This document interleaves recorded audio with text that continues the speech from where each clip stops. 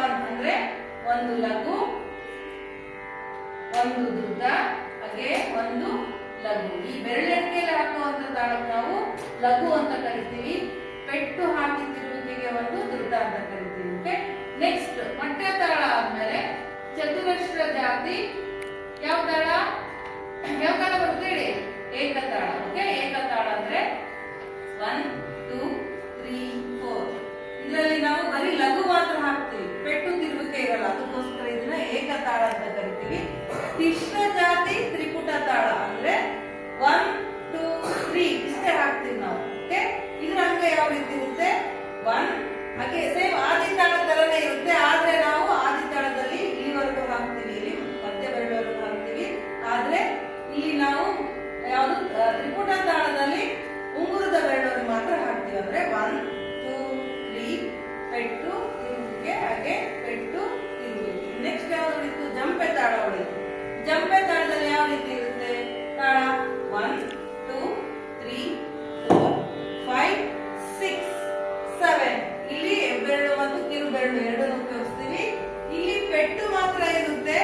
Okay, next ಪೆಟ್ಟು ತಿರುವಿಕೆ. ಇಲ್ಲಿ ನಾವು ಇದನ್ನ ಅಂಗಗಳನ್ನ ಯಾವ ರೀತಿ ಕರಿತೀವಿ ಅಂದ್ರೆ 1 2 3 4 5 6 7.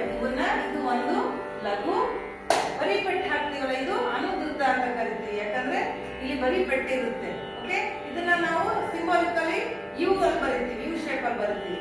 ಓಕೆ, ನೆಕ್ಸ್ಟ್ ಹಾಗೆ ಪೆಟ್ಟು ತಿರುವಿಕೆ, ಇದು ಜಂಪೆ ತಾಳ. ನೆಕ್ಸ್ಟ್ ಖಂಡ ಜಾತಿ ಆಟ ತಾಳ ಅಂತ ಕರಿತೀವಿ. ಇದರಲ್ಲಿ ತಾಳದಲ್ಲಿ ಎಷ್ಟು ಬೆರಳನ್ನ ಉಪಯೋಗಿಸ್ತೀವಿ ಅಂದ್ರೆ 1 2 3 4 5. ಅಗೇನ್ 1 2 3 4 5. ಓಕೆ, ಪೆಟ್ಟು ತಿರುವಿಕೆ, ಪೆಟ್ಟು ತಿರುವಿಕೆ. ಈ ಅಂಗಗಳನ್ನ ಯಾವ ರೀತಿ ಇದ್ರಲ್ಲಿ ನಾವು ಬರೀತೀವಿ ಅಂದ್ರೆ 1 1 0 0. ಓಕೆ, ಲಾಸ್ಟ್ ಇನ್ನೊಂದಿದೆ ಸಂಕೀರ್ಣ ಜಾತಿ ಆಟ ತಾಳ ಅಂತ. ಅದು ನಿಮ್ಗೆ ಈ ಜೂನಿಯರ್ ಸಿಲೆಬಸ್ ಅಲ್ಲಿ ಅದು ಬರಲ್ಲ, ಅದು ನೆಕ್ಸ್ಟ್ ಸೀನಿಯರ್ ಸಿಲೆಬಸ್ ಅಲ್ಲಿ ಬರುತ್ತೆ. ಓಕೆ, ನೀವು ಇಲ್ಲಿ ನೆನ್ಪಿಟ್ಕೋಬೇಕಾಗಿರೋದೇನು? ಆದಿ ತಾಳದ ಜೊತೆಗೆ ಇನ್ನು ಮಿಕ್ಕ 6 ತಾಳಗಳನ್ನ ಅಲಂಕಾರದಲ್ಲಿ ನಾವು ಕಲಿತೀವಿ. ಅದೇ ರಾಗ ಯಾವ ರಾಗ? ಮಾಯಾಮಾನವ ಗೌಡ ರಾಗ. ಓಕೆ, ಇದೇ ರಾಗದಲ್ಲೇ ಅಪ್ ನಾವು ಅಲಂಕಾರದವರೆಗೂ ಒಂದೇ ರಾಗದಲ್ಲೇ ಹೊಸ ಹೊಸ ತಾಳಗಳನ್ನ ಕಲಿತೀವಿ. ಇನ್ನು ಇದು ಅಲಂಕಾರದ ನಂತರ ಬರುವಂತ ಬಿಲ್ಲಾರಿ ಗೀತೆ, ಅಲ್ಲಿಂದ ನಾವು ಹೊಸ ರಾಗಗಳನ್ನ ಕಲಿತೀವಿ. ಈ ರೀತಿಯಾಗಿ ಕರ್ನಾಟಕ ಶಾಸ್ತ್ರೀಯ ಸಂಗೀತದಲ್ಲಿ ತಾಳಗಳ ಪರಿಚಯ ಈ ತರ ಇತ್ತು. ಓಕೆ, ಫಸ್ಟ್ ನಾವು ಕಲಿತಿದ್ದು ಬೇಸಿಕ್ ಸ್ವರಗಳಲ್ಲಿ ನಾವು ಕಲಿತಿದ್ದು ಯಾವ ತಾಳ? ಆದಿ ತಾಳ. ಅದರ ನಂತರ ಬರುವಂತದ್ದು ಈ 6 ತಾಳಗಳು: ಚತುರಶ್ರ ಜಾತಿ, ಧ್ರುವ ತಾಳ, ಮಟ್ಟೆ ತಾಳ, ಏಕತಾಳ, ರೂಪಕ ತಾಳ, ಅಟತಾಳ, ಜಂಪೆ ತಾಳ, ಲಾಸ್ಟ್ ಸಂಕೀರ್ಣ ಜಾತಿ ಅಟತಾಳ. ಓಕೆ, ಇಲ್ಲಿ ನಾವು ಟೋಟಲ್ ಎಷ್ಟು ಕಲ್ತಿ? 1 ರಿಂದ 6 ಫಸ್ಟ್ ಕಲ್ತಿದ್ದು ಆದಿ ತಾಳ, ಆಮೇಲೆ ಇನ್ನು 6 ತಾಳಗಳನ್ನ ಕಲ್ತಿ. ಈ ರೀತಿ ನಾವು ಇಲ್ಲಿ ಹೊಸ ತಾಳಗಳನ್ನ ಕಲ್ತಿದ್ದೀವಿ. ಅರ್ಥ ಆಯ್ತಲ್ಲ ಮಕ್ಕಳೇ? ಓಕೆ, ಈಗ ನೀವು ಸರಳ ವರಸೆಯಲ್ಲಿ, ಆಮೇಲೆ ತಾರಸ್ಥಾಯಿ ವರಸೆಯಲ್ಲಿ, ತಗ್ಗು ಸ್ಥಾಯಿ ವರಸೆಯಲ್ಲಿ, ದಾಟು ವರಸೆ ಅಪ್ ಟು ಜಂಟಿ ವರಸೆ. ಜಂಟಿ ವರಸೆಯಲ್ಲೂ ಆದಿ ತಾಳನೆ ನಾವು ಹೇಳೋದು. ಅಲ್ಲಿ ತಾಳ ಮತ್ತು ಸ್ವರಗಳನ್ನ ಜಂಟಿಯಾಗಿ ಹೇಳ್ತೀವಿ. ಸಾ ಸ ರಿ ರಿ ಗ ಗ ಮ ಮ.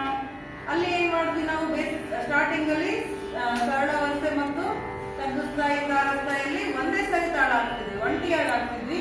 ಜಂಟಿ ವರಸೆಯಲ್ಲಿ ಜಂಟಿಯಾಗಿ ತಾಳ ಹಾಕ್ತೀವಿ ಅಷ್ಟೇ, ಏನ್ ಡಿಫ್ರೆನ್ಸ್ ಇಲ್ಲ. ಇಲ್ಲಿ ಜಂಟಿ ವರಸೆಗಳು ಏನ್ ಸ್ಪೆಷಾಲಿಟಿ? ಇದನ್ನ ನಾವು ಟಂಗ್ ಟ್ವಿಸ್ಟರ್ ಅಂತ ಕರಿತೀವಿ. ಯಾವ ಮಕ್ಕಳಿಗೆ ಅಥವಾ ಯಾರಿಗೇ ಆಗಿರ್ಲಿ ಸ್ಪೀಚ್ ಕ್ಲಿಯರ್ ಇರಲ್ಲ, ಇದು ಒಂದು ಎಕ್ಸ್ಪೆರಿಮೆಂಟ್ ಮಾಡಿದ್ಮೇಲೆ ಅವ್ರಿಗೆ ಸ್ಪೀಚ್ ಕ್ಲಿಯರ್ ಆಗುತ್ತೆ, ಆಮೇಲೆ ಅವರು ಟಂಗ್ ಟ್ವಿಸ್ಟರ್ ಆಗಿ ಕೆಲಸ ಮಾಡುತ್ತೆ. ಈ ರೀತಿ ನಾವು ಕರ್ನಾಟಕ ಸಂಗೀತದಿಂದ ಅನೇಕ ಉಪಯೋಗಗಳನ್ನ ಪಡಿಬಹುದು.